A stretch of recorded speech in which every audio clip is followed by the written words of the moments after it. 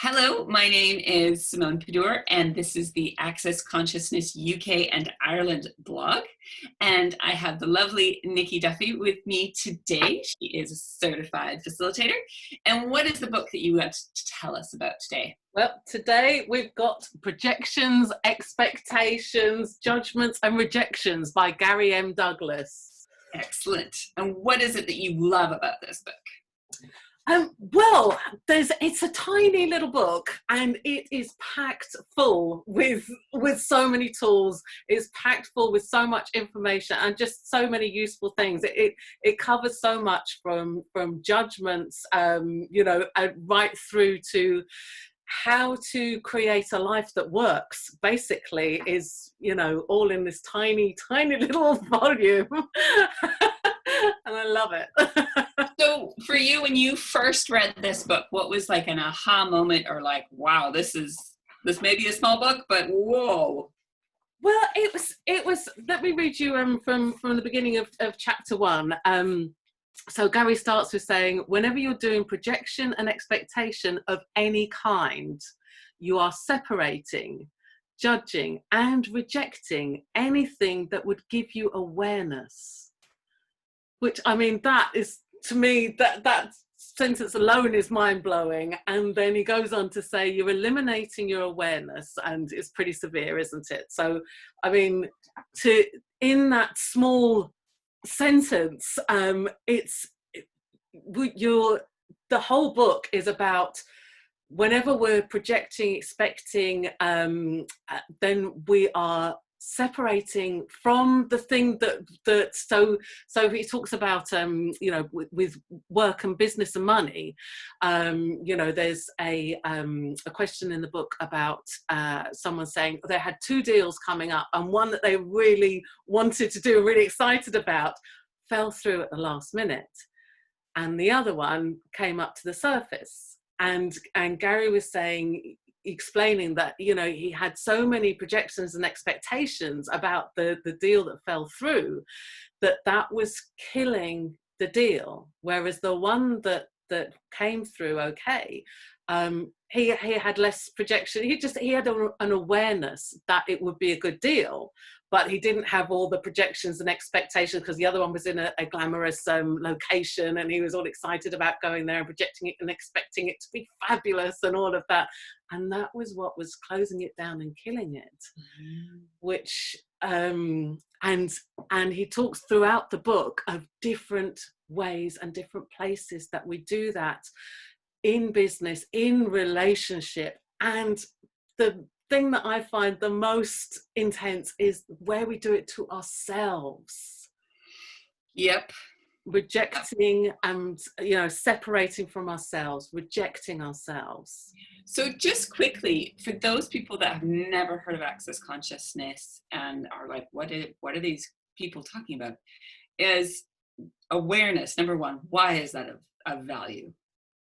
So awareness is when you know something, you haven't been told it, you haven't thought about it, and it's just, you have an instant knowing about something.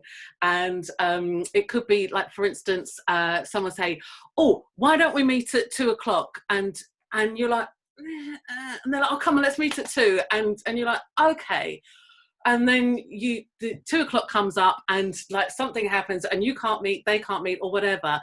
And your awareness was, when they first said it, that's your awareness that that's not going to work on some level. So it's like what people would call your intuition or your gut feeling or whatever. So getting rid of all of these projections, expectations, judgments, and separations allows you to have more of that instinct, that gut feeling, that aha. Yes, absolutely. Yes.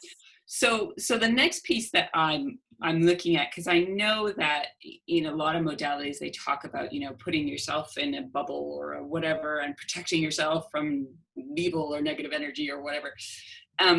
Whereas you're talking about no separation. So what is that? What do you mean by no separation?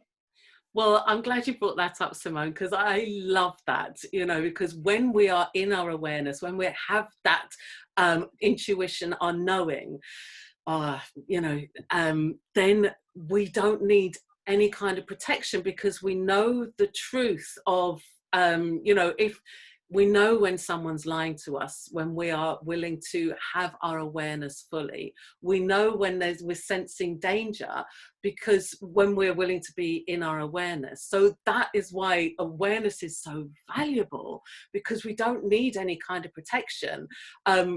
When we are strong in our awareness. But when we project and expect, like for instance, you know, if we've decided, if we're projected and expected that a certain person, they're a really nice person, they're not going to screw me over, that, you know, they're not going to do anything bad to me.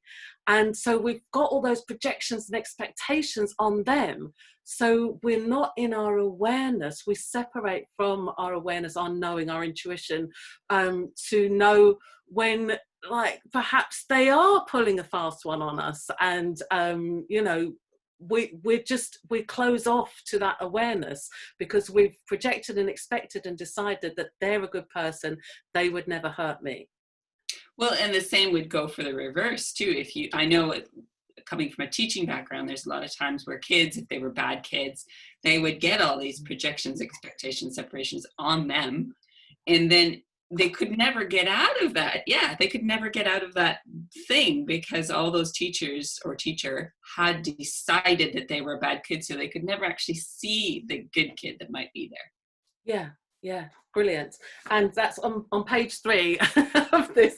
It talks about other people's projections and expectations of you. So most of us have lots of things projected at us at an early age, and those projections and expectations can have adverse effects on our body and our being, our spirit, or whatever you like to call it. Before the age of 2, Gary's saying in the book, you do not perceive any difference between you and your parents or the people around you, and you take on their thoughts, feelings, emotions, and points of view. Then as you reach adolescence, you seek to rebel against your parents. You are also rebelling against you, because you've made those projections and expectations a part of who you are. Which again, to me, that's mind-blowing. So, you know, when we are those very young children, there is no separation. So in this book, are there ways to get away from that, or get rid of? No, Graham's just saying you're stuck with it. Just No, there's some read fabulous. the book and see how badly it's all going to turn out. No. No, there are some fabulous tools and ways, questions to ask to get out of it, and a lot of it is being willing. Let me see. So this is page 54. Awareness comes from the willingness to know what you truly desire. It doesn't come through projections and expectations. So this is from a conversation they're having about, you know, what do I really desire? So Gary says, ask that question. It's really as simple as, you know, instead of deciding, projecting, expecting, you know, that this amount of money is going to make me happy, or, you know, this holiday that will, you know, projecting and expecting that this holiday is going to solve all your problems and, you know, you'll be fabulous after that. It's asking, Gary suggests asking questions and being in the question in every moment. So it's not about asking questions to get an answer. It's like, will this holiday work for me? Yes, this holiday is going to be fab. Okay, great. It's not, it's about opening up the possibilities and opening up more awareness with the questions. I love it. Let's stop there, because that was amazing. So if you'd like to find the book, there'll be the links below. If you're on the blog, there will also be links on the blog. So thank you very much, Niki. It's been great to be with you, Simone. Thank you. Bye.